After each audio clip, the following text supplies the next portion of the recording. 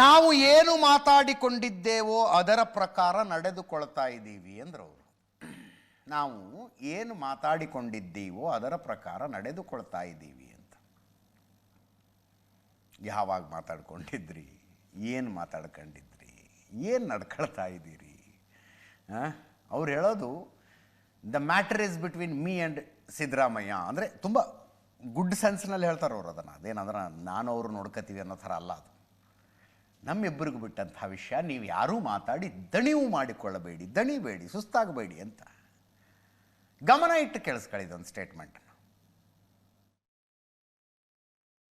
Sir, November start ಆಯಿತು sir. November ಕ್ರಾಂತಿ ಅಂತ ಏನೋ ಚರ್ಚೆಗಳು ನಡೀತಿತ್ತು ರಾಜಕಾರಣದಲ್ಲಿ. ನೋಡಪ್ಪ, ನೀವು ದಣಿ ತಗೊಳ್ಳೋದು ಬೇಡ, ಯಾವ ಲೀಡರ್ಗಳು ದಣಿ ತಗೊಳ್ಳೋದು ಬೇಡ. ನಾನು ಮುಖ್ಯಮಂತ್ರಿಗಳು ಏನು ಮಾತಾಡಿದ್ವಿ ಅದು ಮಾತ್ರ ಮಾತು. ಅದು ಬಿಟ್ಟರೆ ಯಾರ ಮಾತುಗೂ ಕಿಮ್ಮತ್ತು ಇಲ್ಲಿಲ್ಲ. ಪಕ್ಷದ ಒಮ್ಮತ ಏನು, ಒಮ್ಮತದಲ್ಲಿರೋದಕ್ಕೆ ಈ ರಾಜ್ಯದಲ್ಲಿ 135 ಬಂದು 36 139 ಈಗ 141ವರೆಗೂ ತರ್ತಿದ್ದೀವಿ. ನಾವೇನು ಮಾತಾಡ್ಕೊಂಡಿದ್ದೀವೋ ಅದರ ಪ್ರಕಾರ ನಡ್ಕೊಳ್ತಾ ಇದ್ದೀವಿ. ಅಂದರೆ ಡಿ ಕೆ ಶಿವಕುಮಾರ್ ಬಣದವರು ಕರೆಕ್ಟಾಗಿ 2.5 ವರ್ಷಗಳ ಹಿಂದೆ ದಿಲ್ಲಿಲಿ ಒಂದು ಅಗ್ರಿಮೆಂಟ್ ಆಗಿತ್ತು ಅಂತ ಹೇಳ್ತಾರೆ. ಒಂದು ಅಗ್ರಿಮೆಂಟ್ ಆಗಿತ್ತು.